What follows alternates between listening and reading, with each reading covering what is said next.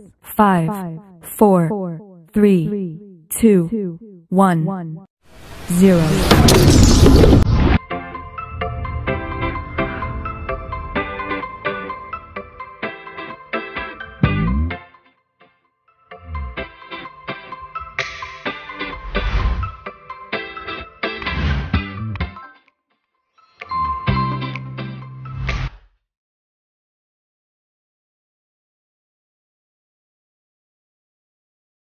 Turong magayagayang aldaw sa Indo sa kuyang pinapadangat ng mga eskwela. Sa Filipino, isang napakarikit na umaga sa inyo aking minamahal na mga mag-aaral. Maligayang pagdating sa aking klase. Batid kong kayo ay nasasabik na sa paglukal ng panibago na namang mga kaalaman. Ako si Binibining Gladys A. Medina mula sa Ramon K. Felipe Senior National High School, ang inyong guro sa Filipino 10. Tara na! Sabay-sabay tayo sa pagbuklat sa panibagong yugto ng pagkatuto. Ngunit bago ang lahat, damhin muna natin ang presensya ng Panginoon sa pamamagitan ng isang panalangin. Iyuko ang ating mga ulo at damhin ang presensya ng ating Panginoon. Amang makapangyarihan sa lahat, taus-puso ang aming pagpapasalamat sa lahat ng iyong kabutihan at pagpapala, sa buhay at lakas na aming tinataglay, at sa panibagong araw na ito na kami ay lumago at matuto.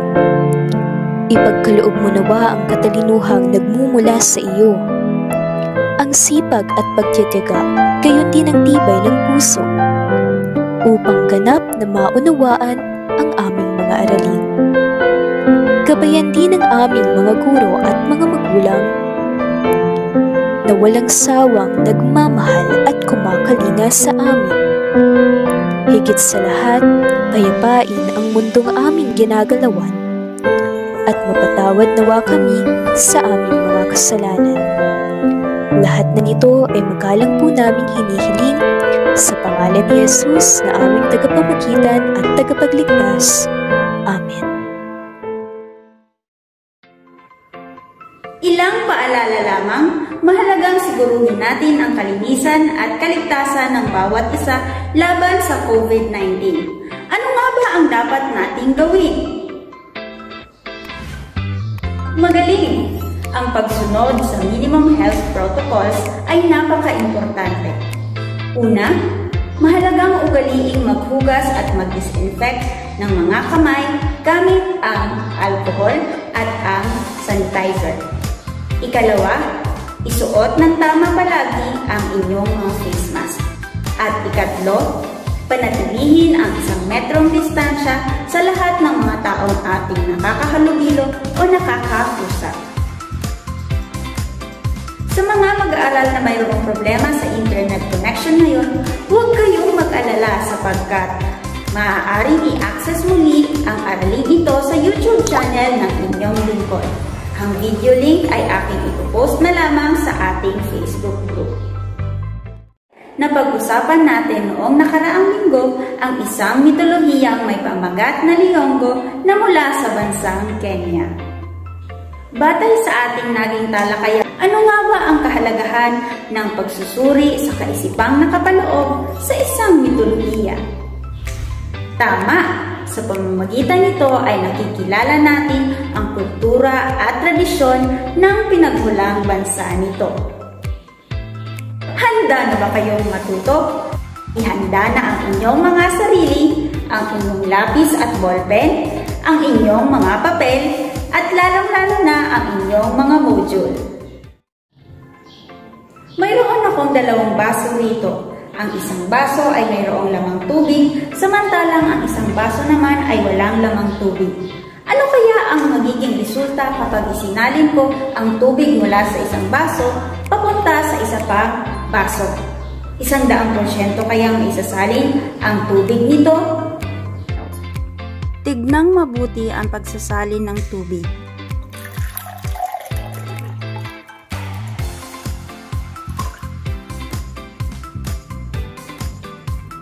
Ano ang inyong naobserbahan? Tama, Hindi kailanman 100% na isasalin ang tubig mula sa isang baso papunta sa isa pang baso. Ito ay dahil mayroong nananatiling nakadikit na tubig mula sa basong pinanggalingan nito. Coanda effect. As a fluid moves across a surface, a certain amount of friction called skin friction occurs between the fluid and the surface, which tends to slow moving fluid. This resistance to the flow of the fluid pulls the fluid towards the surface, causing it stick to the surface. Habang ang tubig ay umaagos papalabas mula sa baso, ang friction ay nangyayari sa pagitan nito. Ito ang humihila sa tubig na nagiging sanhi ng pagdikit nito sa paligid ng baso na tinatawag na Coanda effect.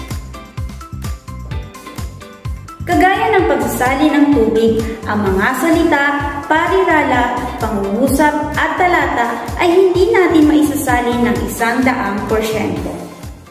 Narito ang mga layunin natin para sa talakayan ngayong araw na ito.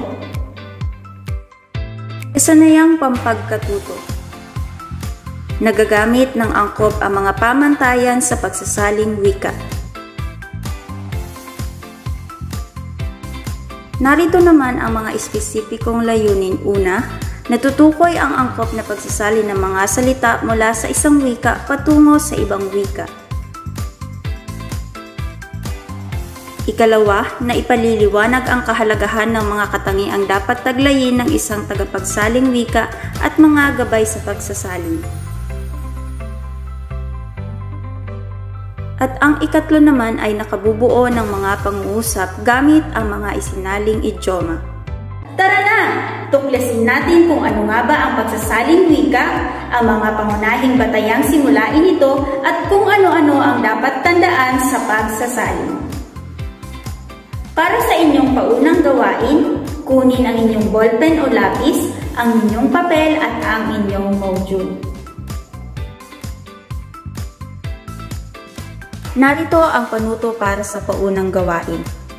Una, kunin nyo ang inyong sanayang papel bilang number 2, hanapin ang gawain A pagbalik-aralan mo at sagutan ito sa isang malinis na papel.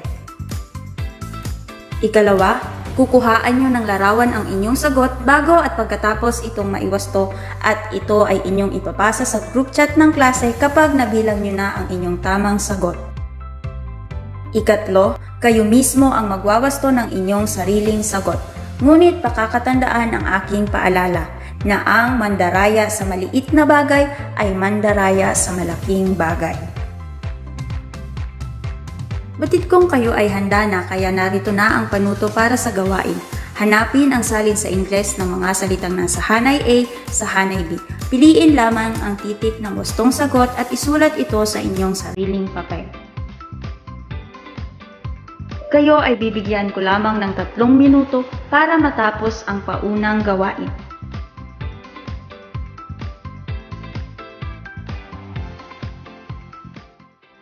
Ngayon naman ay iwasto natin ang inyong mga sagot isa-isa.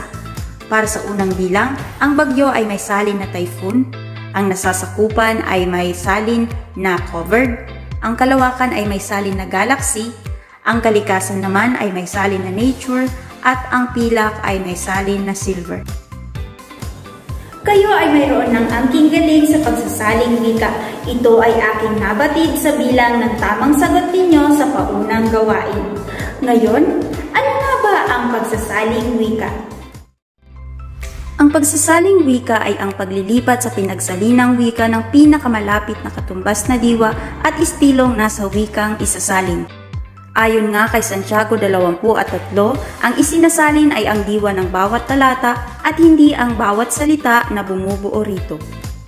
Sang-ayon ka ba sa tinura ni Santiago na ang isasalin ay ang diwa at hindi ang mga salitang bumubuo sa mga pangungusap o sa mga talata?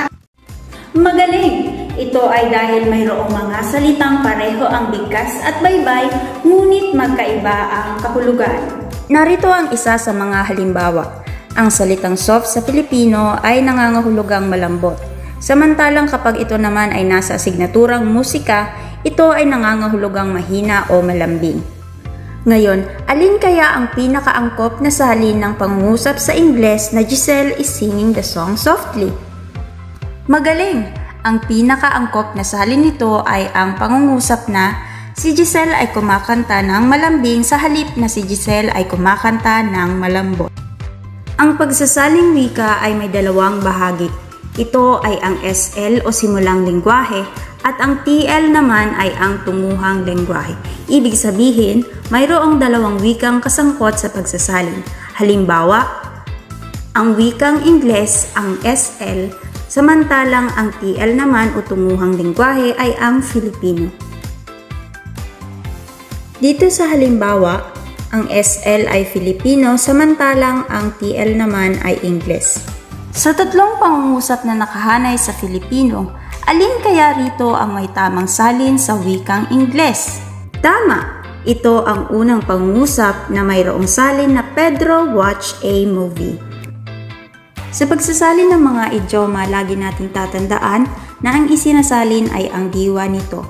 Halimbawa ay ang reap what you sow, na ang ibig sabihin sa Filipino ay kung ano ang itinanim, yun din ang aanihin. Ganon din ang be head over heels na ang ibig sabihin ay mahalin ng labis ang isang tao at ang tie the knot na ang ibig sabihin ay magpakasal. Paano nga ba maging isang mahusay na tagapagsaling wika? Ano-ano ang mga katangiang dapat nating taglayin? Una, sapat na kaalaman sa dalawang wikang kasangkot. Ang isang mahusay na tagapagsaling wika ay nakukuha ang kahulugan ng kanyang isinasalin. Siya rin ay mahusay na kumukonsulta sa diksyonaryo at nauunawaan niya ang maliliit na himay ng kahulugan at halagang pandamdaming taglay ng mga salitang gagamitin sa pagsasaling wika. Ikalawa, sapat na kaalaman sa gramatika ng dalawang wikang kasangkot sa pagsasalin. Ang ikalawang katangian ay kailangan ng tagapagsaling wika sa pagsusuri ng diwang nais ipabatid ng otor, pati na rin sa wastong paggamit ng mga salita, sa wastong pagkakabuo nito, at sa wastong pagkakasunod-sunod ng mga ideya sa pagsasalin. Ikatlo, kinakailangang mayroong sapat na kakayahan sa pampanitikang paraan ng pagpapahayag ang isang tagapagsaling wika. Kaya kung ang lahat ng salin ay patas, nagiging higit na mahusay na tagapagsaling wika. Ang ikaapat na katangian ay ang sapat na kaalaman sa paksang isasalin. Marapat lamang na ang tagapagsalin ang may higit na kaalaman sa paksa, sapagkat siya ang higit na nakakaalam at nakakaunawa sa mga konseptong nakapaloob dito. Ang panghuli ay ang sapat na kaalaman sa kultura ng dalawang bansang kaugnay sa pagsasalin.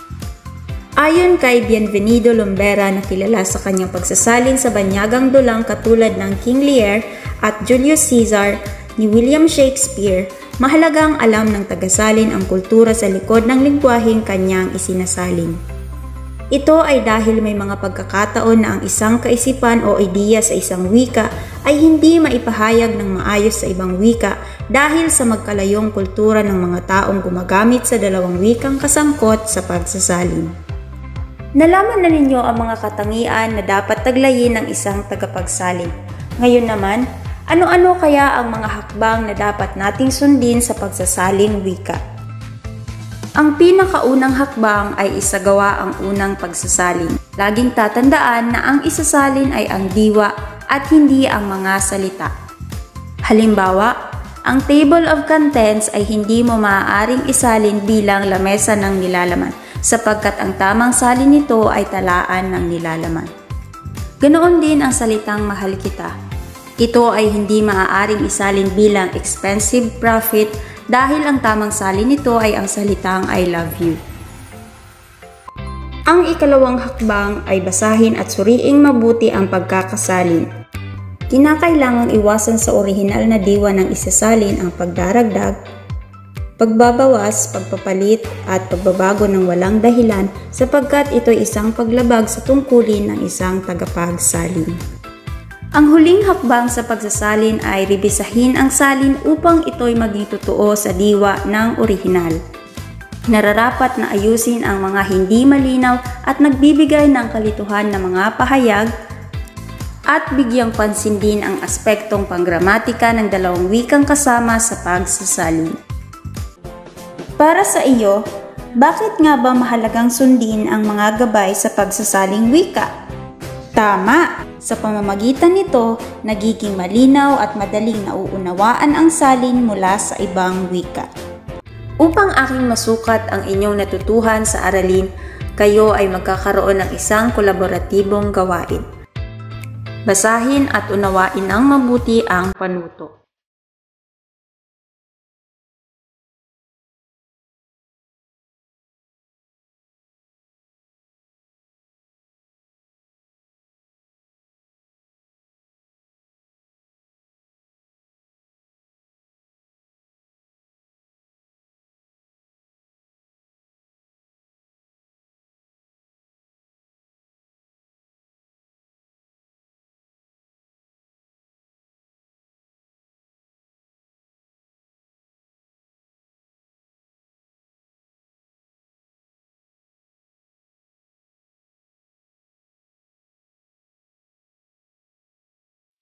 Narito naman ang pamantayan sa pagmamarka.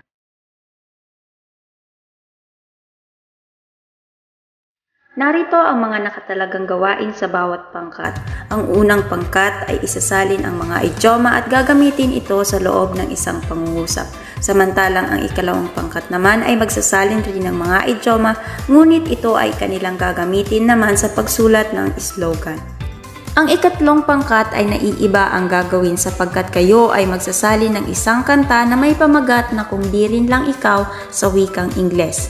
Ito ay lalapatan ninyo ng himig at pipili kayo ng isang kakanta nito at magre-record at isisend ito sa Messenger app. Samantala, ang ikaapat na pangkat naman ay bubuo ng script na nagpapakita ng kahalagahan ng mga katangiang dapat taglayin ng isang tagapagsalin. Para sa unang bahagi ng gawain sa letter A, kayo ay magsasalin ng mga salita mula sa Ingles patungo sa wikang Filipino at Bicol. Samantalang sa letter B naman ay bubuuhin ninyo ang mga idioma at ito ay gagamitin ninyo sa isang pangungusap. Ang 5 minuto nyo ay tapos na kaya narito na ang mga sagot sa gawain.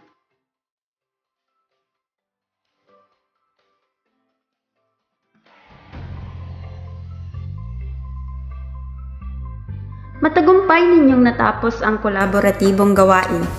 Ang aking pagbati ay ipinapaabot ko sa inyong lahat. Maraming salamat sa inyong aktibong pakikilahok. Ang pagmamarka sa bawat pangkat ay nasa group chat na ng klase. Batay sa ating naging talakayan, bakit nga ba mahalaga ang pagsasaling wika? Kung babalikan natin ang kasaysayan, hindi may itatatuang malaki ang naging papel na ginampanan ng pagsasaling wika sa paglaganap ng Kristyanismo sa ating bansa. Nang dumating ang mga Kastila dito, ay sinikap nilang pag-aralan ang mga wika sa Pilipinas upang may salin nila sa wikang nauunawaan ng mga katutubo ang mga doktrina ng Kristyanismo. Nang sa gayon, ay mapalaganap ang kanilang pananampalataya. Sa panitikan, kinakailangan nating may isalin sa wikang Filipino ang iba't ibang akdang pampanitikan mula sa iba't ibang wika sa Pilipinas para sa pagpapatibay ng ating pagkakaisa bilang isang bansa. Lagi nating tatandaan ang mga katangiang dapat taglayin ng isang tagapagsaling wika. Una, sapat na kaalaman sa dalawang wikang kasangkot. Ikalawa, sapat na kaalaman sa gramatika ng dalawang wikang kasangkot sa pagsasalin. Ikatlo, sapat na kakayahan sa pampanitikang paraan ng pagpapahayag. Ikaapat, sapat na kaalaman sa paksang isasalin at panghuli ay sapat na kaalaman sa kultura ng dalawang bansang kaugnay sa pagsasalin. Huwag ring kakalimutan ang 3 gabay sa pagsasalin. Ito ay ang isagawa ang unang pagsasalin, basahin at suriing mabuti ang pagkakasalin, at ang panghuli naman ay rebisahin ang salin upang ito'y maging totoo sa diwa ng orihinal. Batid kong marami kayong natutuhan sa talakayan natin ngayong araw. Ihanda na ang inyong sarili para sa pagtataya.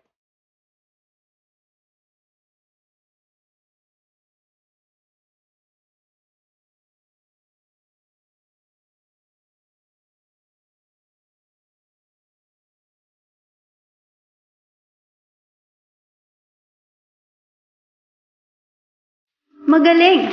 Halos lahat sa inyo ay nakakuha ng mataas na score sa pagtataya. Ngayon ay isulat ang inyong takdang aralin sa inyong kwaderno. Maraming salamat sa inyong matamang pakikinig. Muli, ako si Binibining Gladys A. Medina, ang inyong guro sa Filipino 10.